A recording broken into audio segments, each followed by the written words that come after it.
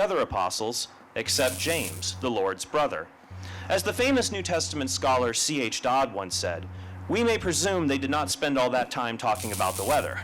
Instead, Paul was able to use those 2 weeks to corroborate his testimony about Jesus through the apostles who previously knew him, including one apostle named James, who was one of Jesus' relatives. But if Jesus were just a celestial deity, then how could he have a flesh and blood relative named James? The answer is that he could not. And so the mythic view of Jesus is false, and the historical view of Jesus is true. Naturally, Dr. Carrier and other mythicists have mounted several rebuttals to the standard interpretation of Paul's letters. But when we examine these alternate interpretations, you'll see they are far less plausible. Let's take a look at just 3 examples.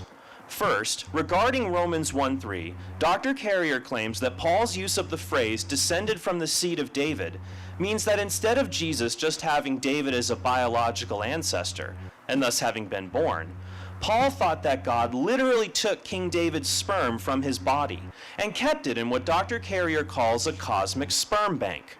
After several centuries, God used David's sperm to manufacture Jesus in outer space under the moon. But the only evidence Dr. Carrier has for the antiquity of this belief are legends, Jewish legends about female demons that impregnated themselves with